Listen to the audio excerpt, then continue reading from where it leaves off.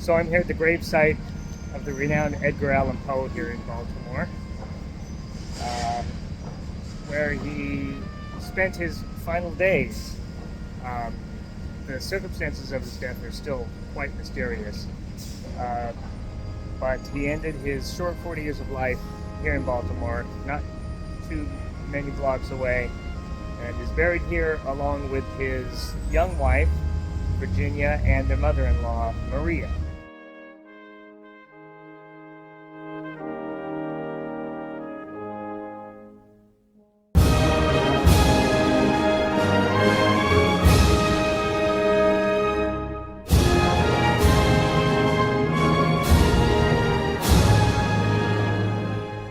So we're here at Fort McHenry, at the front end of Baltimore Harbor, connected to the Chesapeake Bay.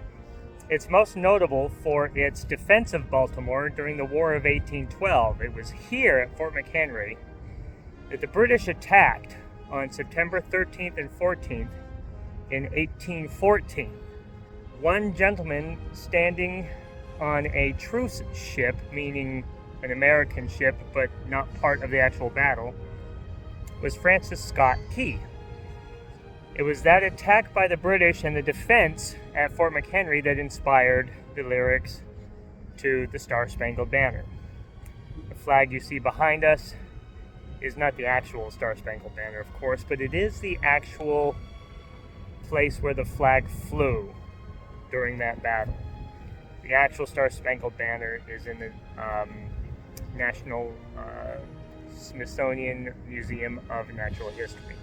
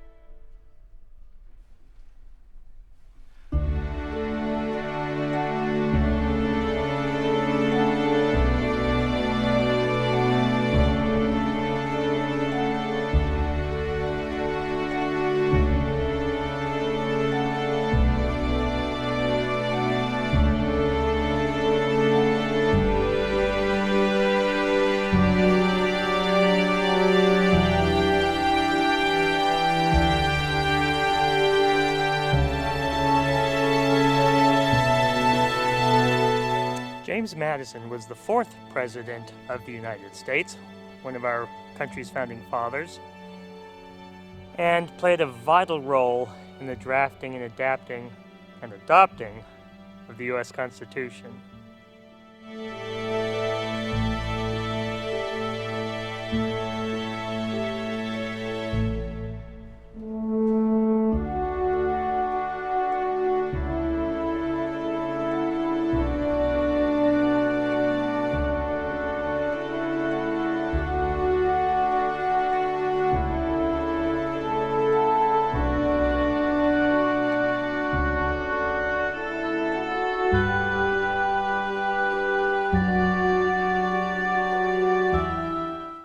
At the end of the American Revolution in the 1780s, the United States was struggling to continue operating under the current Articles of Confederation.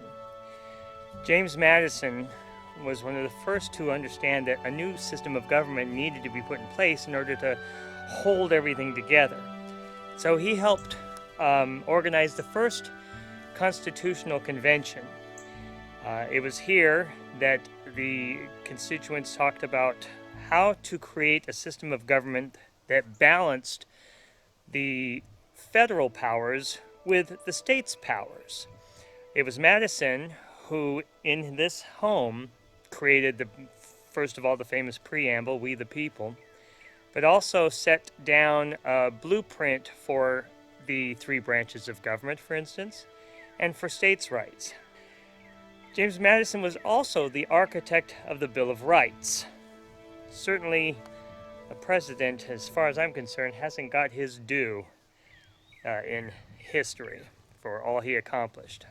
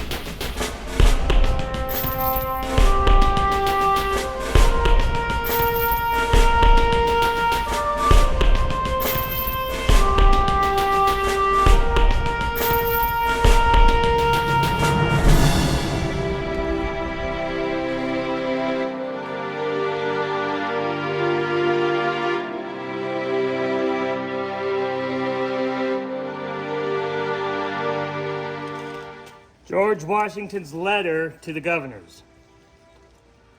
I now make it my earnest prayer that God would have you and the state over which you preside in his holy protection, that he would incline the hearts of the citizens to cultivate a spirit of subordination and obedience to government, to entertain a brotherly affection and love for one another, for their fellow citizens of the United States at large, and particularly for their brethren who have served in the field, and finally, that he would most graciously be pleased to dispose us all to do justice, to love mercy, and to demean ourselves with that charity, humility, and pacific temper of mind which were the characteristics of the divine author of our blessed religion, and without an humble imitation of whose example in these things, we can never hope to be a happy nation. Wow, I think he's hired.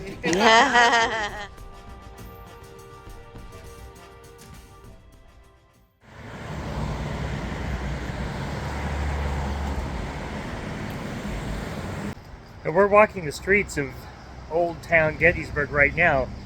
Today it's filled with a lot of shops and gift shops and ghost tours and small little restaurants and ice cream shops and of course some little breweries and taverns. But in July 2nd, 3rd, and 4th of 1863, this town was overrun by Confederate soldiers who took the battle against the Union right into the middle of town.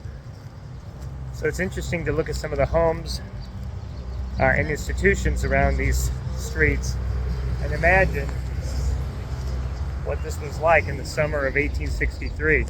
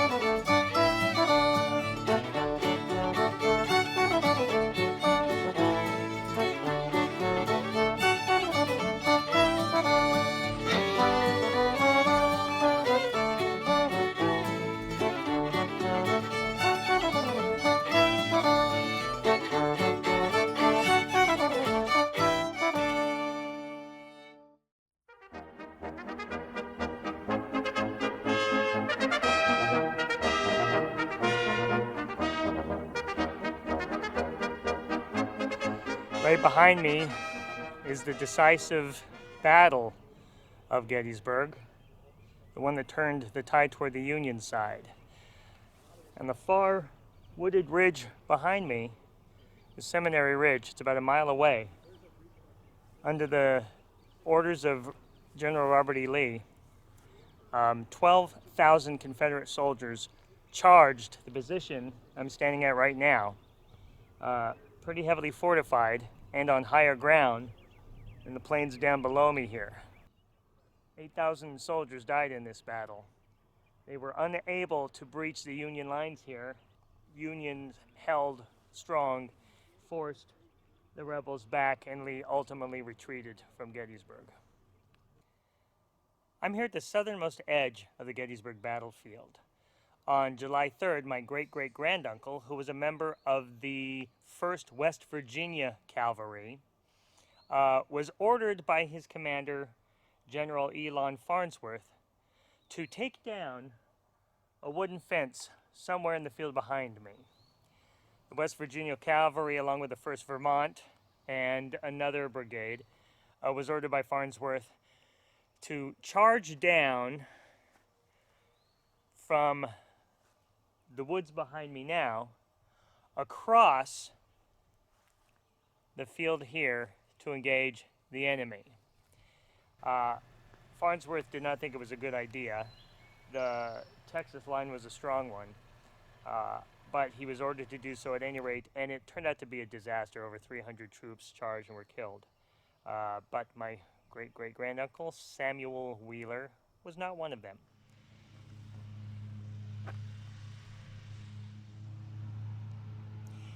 I'm here at the National Soldier Cemetery in Gettysburg, Pennsylvania. This is the place where Lincoln gave his notable Gettysburg Address. He was dedicating this property as the first national veterans cemetery. This is where a majority of the Union soldiers who lost their lives during the bloodiest battle of the Civil War, Gettysburg, were laid to rest. Lincoln was asked as a favor to say just a few words here at the dedication. The actual main event was orator Edward Everett, who spoke for 2 hours here at the dedication for the cemetery. Abraham Lincoln spoke for only a couple of minutes, and it is, of course, his speech that goes down in history, beginning with the words 77 years ago.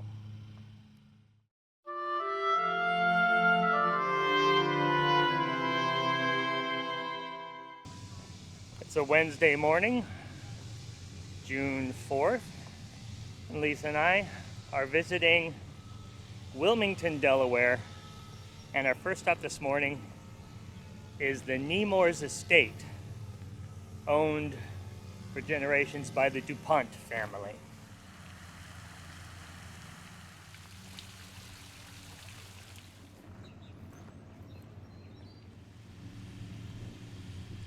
So behind us is the Nemours estate, built in 1910 by Alfred I. DuPont for his second wife, Alicia.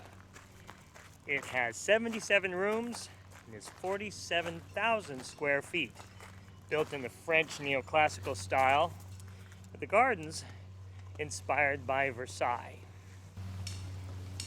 Alfred DuPont is descendant from Pierre Samuel DuPont de Nemours,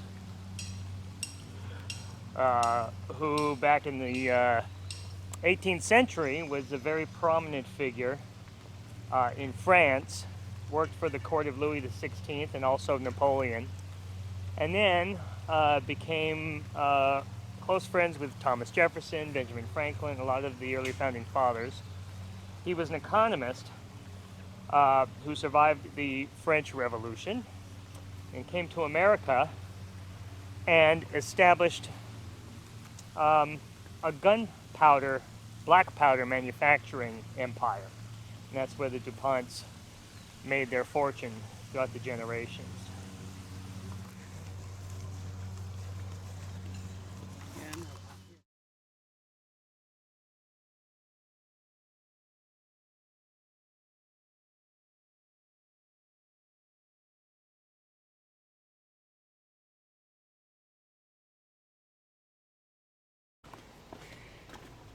And now we're at the Winterthur Gardens and Museum and Library.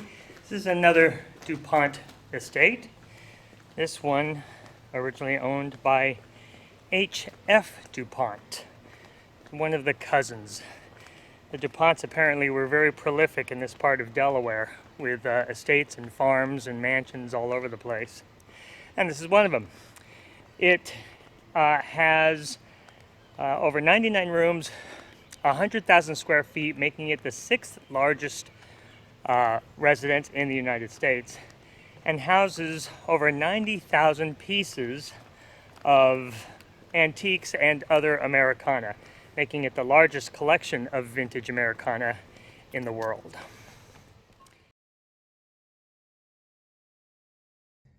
Well, we finished dinner at the Wilmington Beer Works, and now we're just walking along the Riverwalk here in Wilmington. So what do we think of the Nemours estate? Oh, it's beautiful. I'm just calling them the DuPonts. DuPonts. That's all I remember. Yeah, there was a large residence and tons of rooms, and it really felt like we got our money's worth.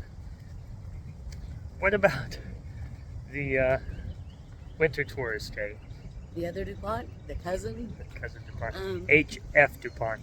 So, okay, the mansion itself was huge. It was, I don't remember how many thousands of square feet it was. 100,000 square feet. Yeah, the mansion. Yeah. It was very interesting, but you only went through a few of the rooms. And Eric and I walked out like, okay, was that it? And that was like all the museum pieces were in there. So we're kind of like, well, that was kind of a ripoff. And then we decided to take the little garden tour, which was fabulous. It was on the shuttle, grounds. via the shuttle. Yeah, and that was a fabulous tour. 1,000 acres of garden. So, it was fun. But I think we're pretty much calling Wilmington done. It was nice to sort of slow down our vacation a little bit and just spend 2 nights in one city, which we hadn't been doing yet. So, today was all about chillaxing.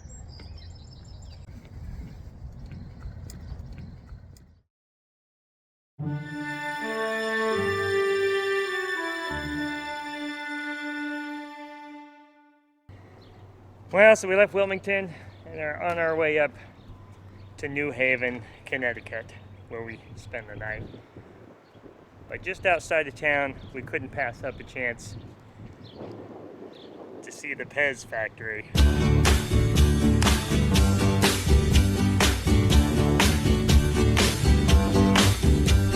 Sugar, oh honey, honey, you are my candy girl, and you got me wanting. Edward Howes III created Pez as an adult mint back in 1927 in Vienna, Austria.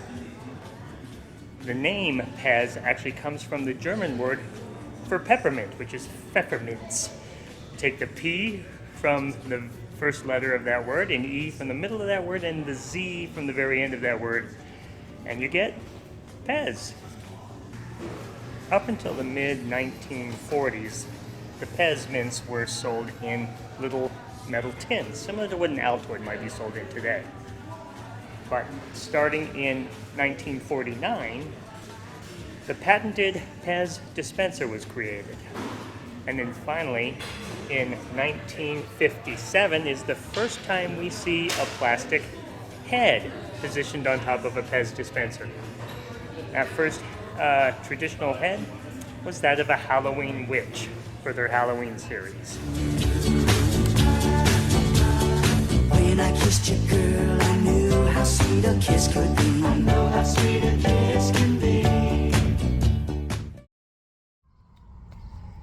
We are now walking part of the huge campus of Yale University, founded in 1701. The buildings surrounding us here, you can tell, are very old, and they're beautiful too. The architecture is very Gothic in a lot of ways. So we're just strolling along here and on our way to where we're going to have dinner tonight, which is at the birthplace of the American hamburger.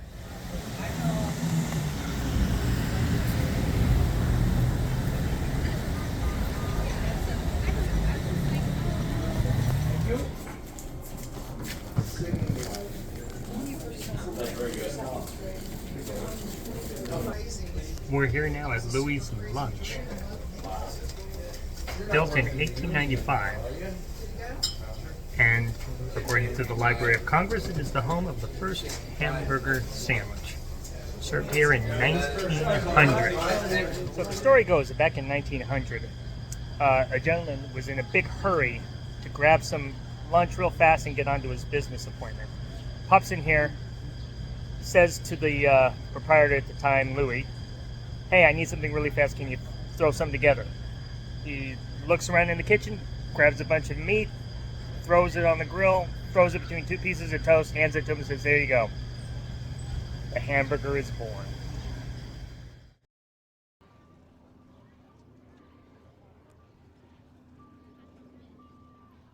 Well, we're here now at the Mystic Seaport Museum and Historical Village here in Mystic, Connecticut.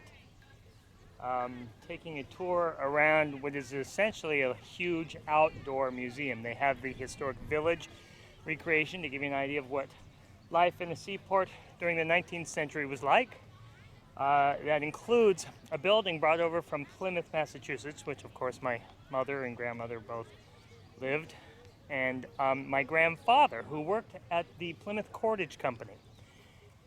So this museum here in Mystic has taken one of the large buildings from that cordage company in Plymouth and transported it here. So we're going to get to take a look at that and see where my grandfather actually worked.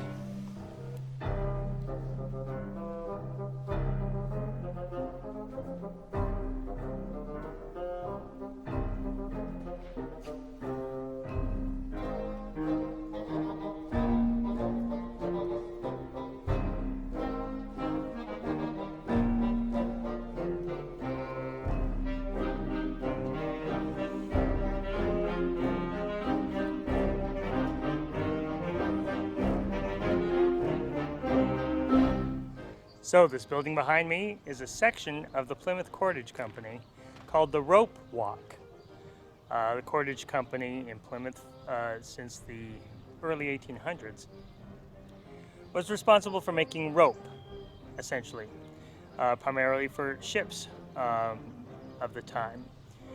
Closed down in, I believe, 1947 due to automation and that sort of thing, but this building was actually transported here from Plymouth to Mystic and is more than likely the actual building my grandfather worked in.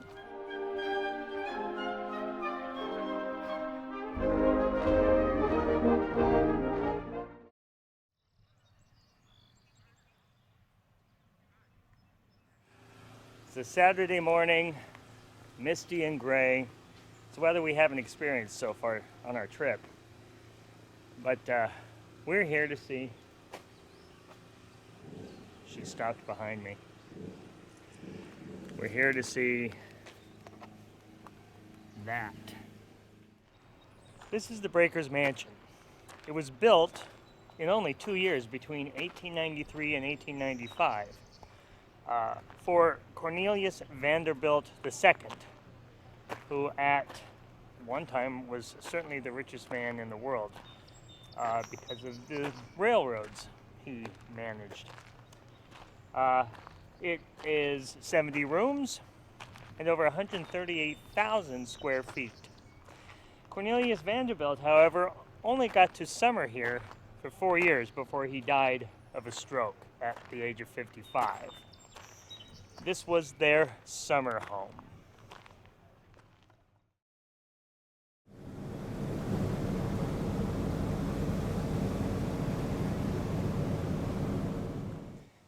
Behind me are some of the iconic gingerbread cottages here on Oak Bluff in Martha's Vineyard. They are a historical outgrowth of the 19th century camp meeting craze, part of the Second Great Awakening in America, where suddenly Methodist, Presbyterian, Protestant congregations gathered together to hold annual meetings. Originally, these cottages were just tents, canvas tents, and back in 1835 there were only 9 such tents. But by the year 1855, those 9 tents had grown to over 200, and by the middle of the 1800s, 1855, 1859, there was over 500 tents set up here every year for the annual camp meeting. Over time, as more families wanted to come, and as people kept returning year after year to the same tents, these tents started to develop wooden frameworks. And then the canvas was ultimately replaced by what you see behind me here, actual cottages in a very distinctive gingerbread style. Behind me is the oldest still operating carousel in the country. It was created in 1876, originally operated in Coney Island, and it was moved here in 1884.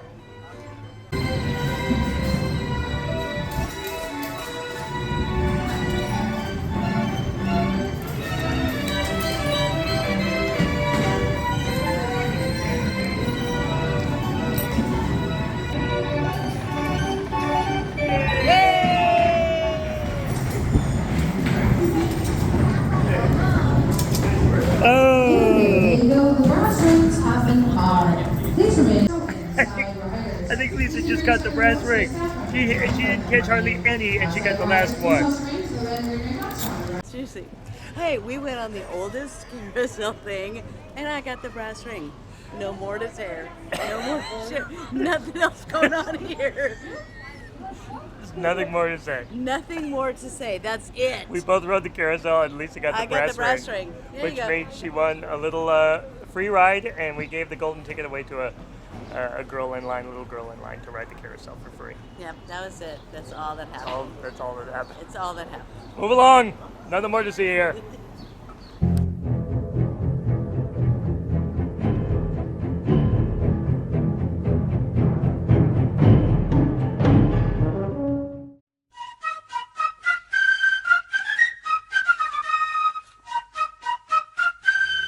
I'm here now in the town of Lexington, Massachusetts, and behind me is the Lexington Battle Green. This is where most consider the beginning of the Revolutionary War took place. In 1775, on April 19th, British regulars arrived here looking for storerooms of gunpowder and armaments to take from the American regulars. The militiamen took their positions down behind me. A boulder currently marks the spot. And the British regulars lined up across from them. A shot rang out. Nobody's sure who fired the first shot, but a volley after that took place. 8 militiamen died here. 1 British soldier died. And 7 of those 8 militiamen are actually buried in a monument behind me just off to the side here. This essentially is the beginning of the Revolutionary War.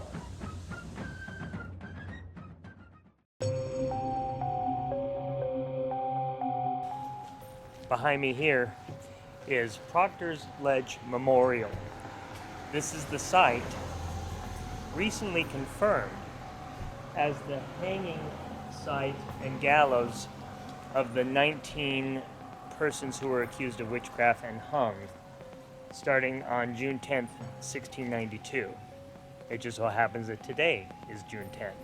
So this is the anniversary of the hanging of the very first woman accused of witchcraft, Bridget Bishop.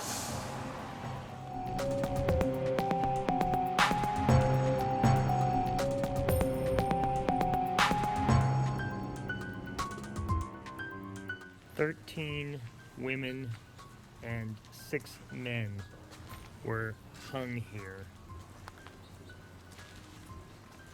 right above this memorial wall, just up there where that grove of trees is, and where the rocky ledge is up there.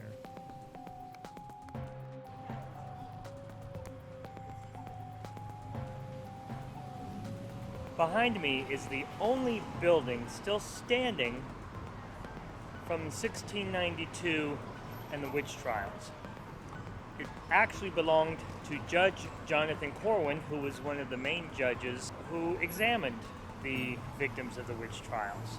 This house was built in 1675, but in 1692, this was the residence of one of the judges.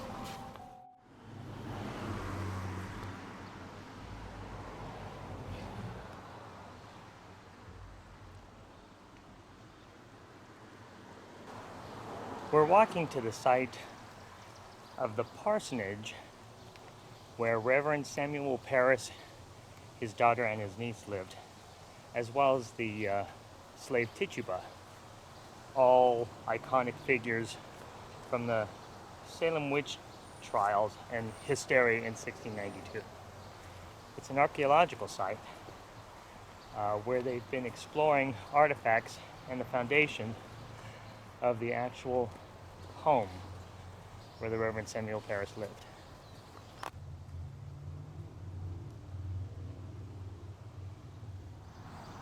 I'm standing here in what was certainly the basement of the Salem Village Parsonage. In 1692, the Reverend Samuel Parris lived here with his 9-year-old daughter Betty and his 11-year-old niece Abigail Williams. Ironically, it was these two young girls who were the first to experience signs of demonic possession, and who were ultimately responsible for the spread of the witch hysteria in 1692 that ultimately led to 20 executions and over 150 imprisoned for witchcraft. The slave woman Tituba also lived on the property. Parris brought her from his estate in Barbados. He had a plantation there that wasn't doing very well, so they ultimately moved here to Salem Village, present-day Danvers.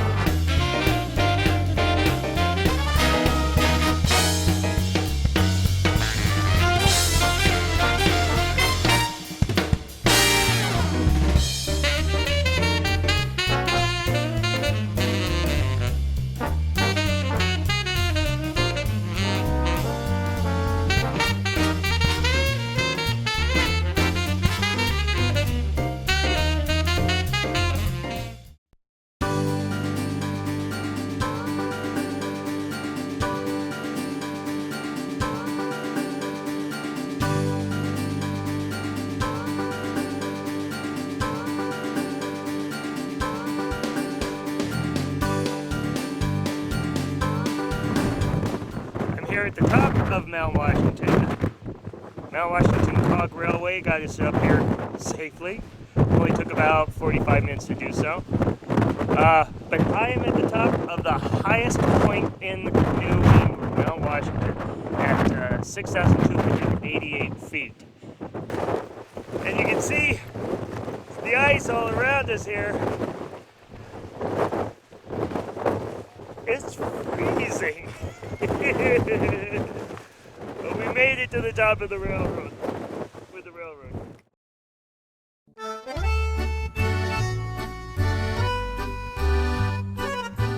Hills are alive. The hills are alive. This is our last day here. We're actually taking off for Albany, New York in about an hour and a half. So we're here at the Von Trapp Family Resort saying goodbye. The views here are beautiful. And the property is nice too. Of course, it is modeled after sort of an Austrian kind of residence, hotel, lodging. And the food. And the food. We had a great dinner last night, and very Austrian. She had bratwurst, I had Wiener Schnitzel. So there you go. We're getting ready to participate in a sort of history lesson on the Von Trapp family, perhaps even by a member of the Von Trapp family. So we'll learn a lot about what is and isn't like the movie, The Sound of Music. Find out what the true history is and the history of this place as well. So that's our last sort of event for this 18-day trip through the northeastern states. And then it's just hoping we catch all of our connecting flights and get home tonight. It's all good. It'll be fine. All right. Good job, babe. Good job, baby. Fun trip. Till next time.